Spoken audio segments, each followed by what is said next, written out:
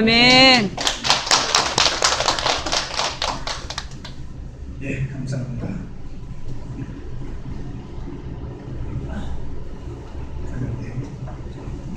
옆에 있는 분하고 인사하겠습니다. 반갑습니다. 사랑합니다. 시작.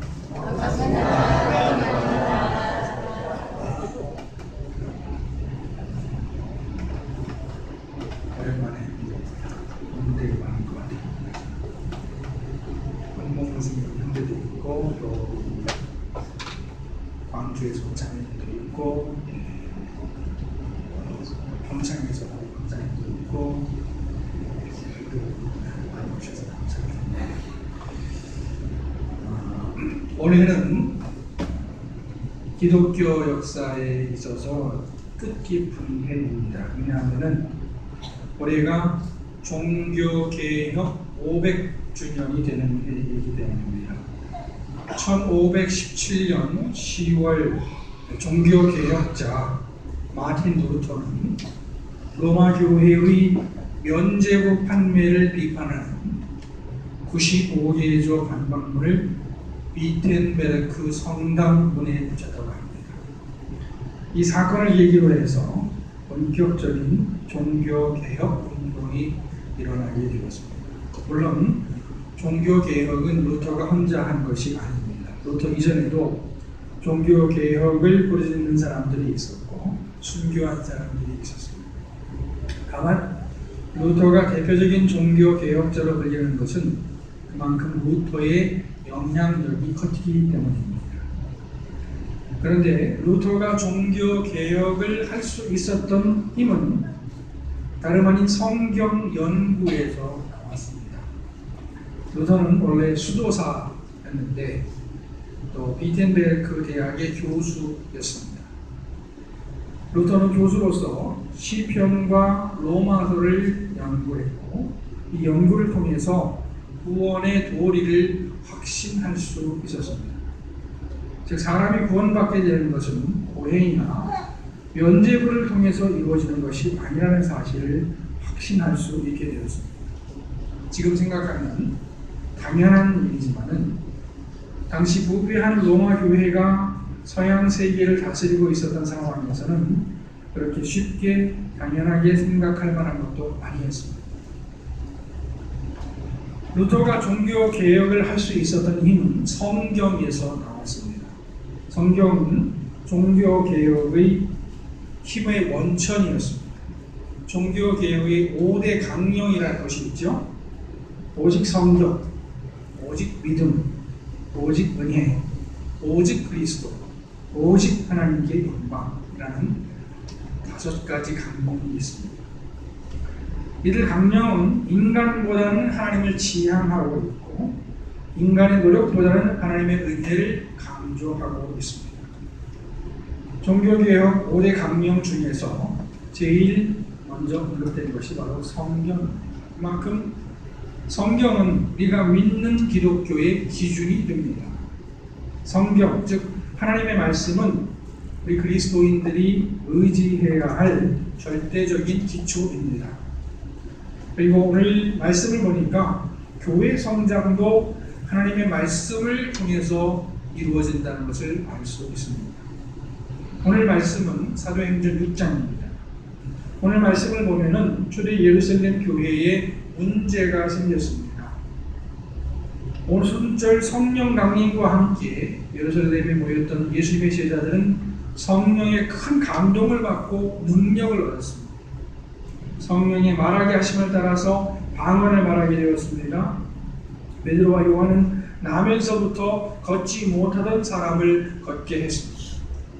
교인들이 자기들의 재산을 팔아서 공동 소유하면서 유무상통하게 되었습니다. 교인들 사이에 큰 기쁨이 있었습니다. 교회는 하루에 3,000명, 5,000명씩 성장하게 되었습니다. 그러나 하나 둘씩 문제도 생기게 되었습니다.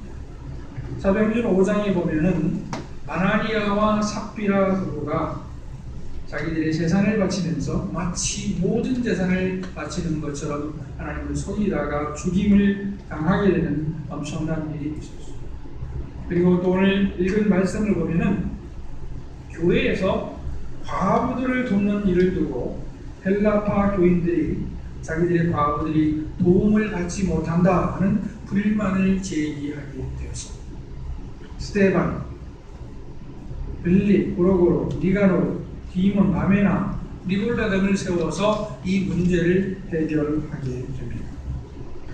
이들 중에서 스데반은 최초의 순교자가 되고 빌립은 사마리아에 복음을 전하고 이디오피아 여왕의 내시에게 복음을 전하는 일을 하게 됩니다. 사도행전에 보면 하나님께서 일을 하시는데 자기가 세우신 사람들을 통해서 계속해서 일을 하시는 것을 볼 수 있습니다. 사도행전을 기록한 기자는 7 집사를 세운 이야기를 전하고 예루살렘 교회가 급속도로 성장했다는 소식을 전하고 있습니다. 그런데 오늘 주목하려고 하는 것은 바로 사도행전 기자가 그냥 교회가 급성장했다라고 말하지 않고 하나님의 말씀이 점점 왕성하였다라고 전하고 있다는 것입니다. 기자는 말하자면 교회 성장의 방법과 의미를 전하고 있습니다. 교회 성장의 방법과 의미 두 가지를 동시에 전하고 있는 것이죠. 예루살렘 교회가 성장한 비결은 성령 충만합니다. 이렇게 말할 수 있겠죠. 또 여러 가지 기적이 나타났기 때문이다라고 말할 수 있을 것입니다. 또 교인들의 착한 행위가 있었기 때문이다라고 얘기할 수 있을 것이고 공동 소유하면서 유무상통했기 때문이다라고 말할 수도 있을 것입니다. 그런데 기자는 예루살렘 교회의 성장 비결을 하나님의 말씀에서 찾고 있습니다. 물론 사도행전이 교회 성장에 초점을 둔 책은 아닙니다. 어떻게 하면 교회가 성장하는가 그것을 연구한 책은 아닙니다. 그럼에도 불구하고 이 말씀은 우리에게 교회 성장에 관한 중요한 조언을 해주고 있습니다. 교회 성장에도 하나님의 말씀이 중요하다는 것입니다. 기본이다, 원천이다 하는 것입니다. 그렇다면 하나님의 말씀은 어떻게 우리에게 중요합니까? 하나님의 말씀은 무엇입니까? 하나님의 말씀은 무엇입니까? 하나님의 말씀은 바로 하나님이십니다. 성경은 하나님이 바로 말씀이시고 말씀을 통해서 역사하신다는 사실을 우리에게 전해주고 있습니다. 하나님은 말씀으로 세상을 창조하셨죠. 하나님께서 빛이 있으라 하시니까 빛이 생겼습니다. 하나님이 물이 모이라고 말씀하시니까 물이 모여서 바다가 되었습니다. 하나님이 각종 식물이 있으라고 하시니까 각종 식물이 생겨났습니다. 하나님이 각종 동물이 있으라고 말씀하시니까 각종 동물이 생겨났습니다. 이와 같이 하나님이 말씀하시니까 세상이 그대로 생겨났습니다. 따라서 하나님의 말씀은 하나님을 의미하게 되었습니다. 사람의 말도 매우 중요하죠. 어떤 사람이 어떤 말을 하느냐 하는 것은 그 사람이 어떠한 모습을 보여줍니다. 그 사람의 생각과 그 사람의 지식과 그 사람의 성장 배경과 그 사람의 환경과 그 모든 것을 다 말해주는데 하나님의 말씀은 하나님을 말해줍니다. 구약의 예언서들을 보면 하나님의 말씀이 선지자들에게 임합니다. 예레미야 7장 1절 말씀에 보니까 여호와께로부터 예레미야에게 말씀이 임한다 했습니다. 또 요나서 1장 1절 말씀에 보니까 여호와의 말씀이 아미떼의 아들 요나에게 임했다 했습니다. 선지자들에게 하나님의 말씀이 임했다는 것은 하나님이 그들에게 임했다 하는 것을 의미합니다. 하나님과 하나님의 말씀은 불가분의 관계에 있습니다. 하나님의 말씀은 곧 하나님을 의미합니다. 따라서 하나님을 잘 섬긴다는 것은 곧 하나님의 말씀을 즐거워하고 순종한다는 것을 의미합니다. 우리가 잘 알고 있는 시편 1편 말씀은 복 있는 사람에 대해서 말씀하고 있는데 복 있는 사람은 악을 멀리하는 사람이라고 했습니다. 그리고 복 있는 사람은 하나님의 말씀을 즐거워해서 주야로 그 말씀을 묵상한다. 시편 1편에서 중요한 것은 즐거워한다 하는 것입니다. 즐거워한다. 하나님 말씀을 들었는데 즐겁지 않다 그러면 유익이 되지 못합니다. 근데 성경을 읽으면 정말 꿀과 같이 달다 하는 사람에게 성경 말씀이 유익이 되는 것입니다. 시편 128편 말씀은 여호와를 경외하고 그의 길을 걷는 자마다 복이 있다. 여기서 그의 길을 걷는다는 것은 하나님의 말씀에 순종한다는 것을 의미합니다. 성경 말씀은 기록된 하나님의 말씀입니다. 성경 말씀은 봉인된 하나님의 말씀입니다. 성경 말씀은 우리로 하여금 하나님을 만날 수 있게 하는 매의 역할을 합니다. 하나님은 세상을 창조하셨습니다. 그리고 우리도 하나님이 주신 생명을 받아서 누리며 이 땅에 삽니다.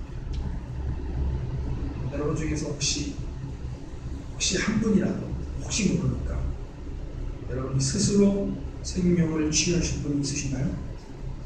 네, 없으시죠? 없으시죠? 네. 그런 건 아마 없으실 것 같아요. 네. 우리가 이 땅에 살다 보면 하나님은 잊기 쉽습니다. 하나님이 생명을 우리에게 주셨는데 우리는 하나님을 잊어버리고 살아요. 마치 우리가 늘 존재해왔고 또 앞으로도 존재하고 우리가 살고 있는 세상도 늘 있어왔고 또 앞으로도 늘 있어서 우리가 늘 이 세상을 누리며 살 것처럼 생각합니다. 그러나 사실은 그렇지 않습니다. 우리가 지금 이 순간 이 세상을 누리며 살 수 있는 것은 바로 하나님이 계시기 때문입니다. 아멘?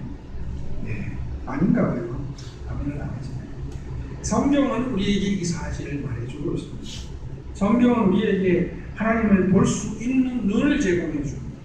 성경은 우리에게 하나님의 능력을 전달해 줍니다. 우리가 성경을 읽다가 그 말씀이 우리 마음에 들어와서 역사하게 되면 그 말씀은 우리의 큰 능력이 됩니다. 아까 성경은 기록된 하나님의 말씀이라고 말씀드렸습니다. 그런데 성경 말씀이 우리에게 하나님의 말씀이 되기 위해서는 내 안에서 역사가 일어나야 됩니다. 역사하면 옛날 얘기를 공부하는 옛날에 했던 사실을 공부하는 것이 그걸 생각하시는데 교회에서 역사하면 하나님의 일은 성경 말씀을 읽으면서 자기의 죄를 깨닫고 회개하는 일이 있어야 합니다. 교인은 뭘 먹고 살죠? 말씀을 먹고. 교인은 은혜를 먹고 삽니다. 은혜. 교인이 은혜를 받지 못하면 밥을 못 먹은 사람하고 똑같습니다. 밥을 못 먹으면 어떻게 됩니까? 건강을 했습니다. 밥을 못 먹으면요 어떻게 됩니까? 화가 나죠. 짜증이 납니다. 반대로 밥을 든든히 잘 먹고 소화를 잘 시키면 기분도 좋고 건강하고 일하고 싶은 욕구도 생기고 남을 돌아볼 여유도 있게 됩니다. 교인은 은혜를 받아야 일할 마음도 생기고 남을 돌아볼 마음도 생기게 됩니다. 그런데 재밌는 것은 은혜에 회개가 동반된다 하는 것입니다. 회개가 있는 곳에 은혜가 있습니다. 그리고 말씀을 읽고 깨달을 때에 회개할 마음이 생기게 됩니다. 느헤미야 8장 말씀을 잘 아시죠? 느헤미야 8장 말씀을 보면 이스라엘 백성들이 예루살렘 성벽을 복원한 후에 한 광장에 모여서 새벽부터 정오까지 하나님의 말씀을 듣습니다. 하나님의 말씀을 들은 모든 이스라엘 사람들은 웁니다. 이 눈물은 감격의 눈물이었고 또 회개의 눈물이었습니다.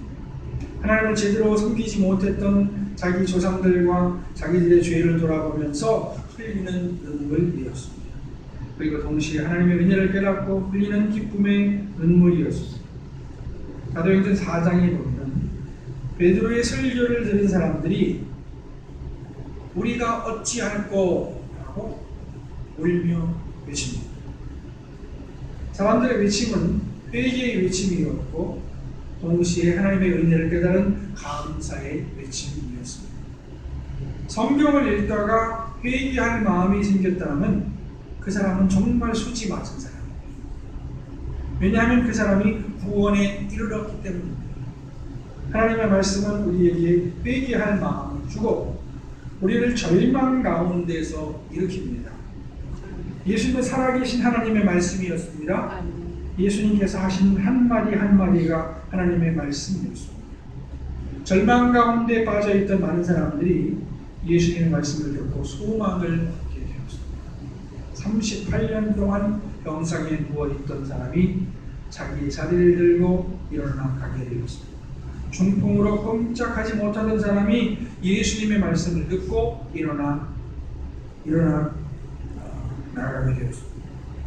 죽은 나사로가 예수님의 말씀을 듣고 일어나게 되었습니다. 오늘날 많은 사람들이 겉으로는 멀쩡해 보이지만 속으로는 깊은 실망감과 좌절에 빠져 있습니다. 그리고 평균적으로 우리나라 사람들 화가 나 있다고 합니다. 분노가 굉장히 많다고 합니다. 우리나라 사람들 다 병들었다는 거죠. 병 안 드는 것 같은데 멀쩡한 것 같은데 분들었다, 병들었다. 어떤 사람들은 절망에 빠져서 세상과 단절된 채 살고 있습니다. 그러나 이런 사람들도 하나님의 말씀을 듣게 된다면 다시 소망을 가지고 살게 될 것입니다. 아마도 절망에 빠진 사람들에게 필요한 하나님의 말씀은 어찌 보면 하나님의 힘내라 하는 말씀보다 사랑한다는 말씀인 것 같습니다. 제가 제주도에서 아버지 학교에 참석한 일이 있었는데 거기서 알게 된 것은 뭐냐면 모든 사람은 사랑에 굶주려 있었다 하는 사실이었습니다. 아버지 학교에 참석해보니까 매번 모일 때마다 남자들이 계급장을 대놓고 형제님이라고 불렀습니다. 목사님도 없었고요, 장로님도 없었고요, 집사님도 없었고요, 다 형제였습니다. 그리고 날마다 호응하면서 사랑한다고 고백을 했습니다.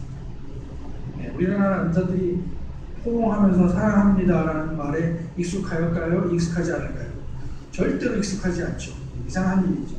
그런데 그 아버지 학교에 가면은 매일 모일 때마다 형제님 사랑합니다. 형제님 사랑합니다. 모일 때마다 헤어질 때, 모일 때 수시로 형제님 사랑합니다. 형제님 사랑합니다. 라고 고백을 하니까 이 강팍했던 남자들의 마음, 상처받았던 남자들의 마음이 다 물같이 녹아내는 것을 보았습니다. 제가 그 아버지 학교를 통해서 깨달은 두 가지가 있는데 하나는 뭐냐면 솔직함이 중요하다는 것입니다. 솔직함. 남자들이 와서 마음을 딱 닫아놓고 자기 얘기 안 하려고 합니다. 마치 잘 나가는 것처럼 보이려고 해요. 근데 다 이야기가 있는 사람들인데 한 사람이 나와서 솔직하게 얘기를 하면 그 마음이 다 열리는 거예요. 그러다 보니까 솔직하는 것이 굉장히 중요하다는 것을 제가 깨달았고 또 하나 깨달은 것은 사랑의 본질이었다는 것을 아까 말씀드렸듯이 사랑한다 하는 그 말을 매우 듣고 싶어 하는 남자들이었습니다. 그것이 아버지 학교의 모든 것이었습니다. 하나님의 말씀은 예루살렘 교회의 성장 비밀이었습니다. 예루살렘 교회는 성장의 목표를 두지는 않았을 것입니다. 그저 하나님 말씀에 붙잡힌 것뿐이었습니다. 하나님의 말씀이 예루살렘 교회의 교우들의 마음을 사로잡은 것이지. 예루살렘 교회 교인들이 하나님 말씀을 잡았다기보다 하나님 말씀이 예루살렘 교회 교인들의 마음을 잡았다. 오늘날에도 교회 성장과 별개로 우리에게 이루어져야 할 일이 바로 하나님의 말씀이 임하는 것입니다. 하나님 말씀이 임하면 자연스럽게 교회가 성장하겠지만 그러나 교회 성장을 목표로 해서 하나님 말씀을 붙잡는 것입니다. 하나님 말씀 그 자체를 붙잡을 때에 아니 하나님 말씀에 붙잡힐 때에 교회 성장도 자연스럽게 이루어질 것입니다. 하나님의 말씀이 우리 가운데 임하는 2017년 한 해가 되기를 바랍니다. 하나님 말씀이 임함으로 말미암아서 거룩하고 즐거운 변화가 우리 안에 우리 개인과 가정과 우리 휴양 교회와 노력을 다하고 있는 우리 민족 위에 일어나기를 축원합니다. 기도하시겠습니다. 하나님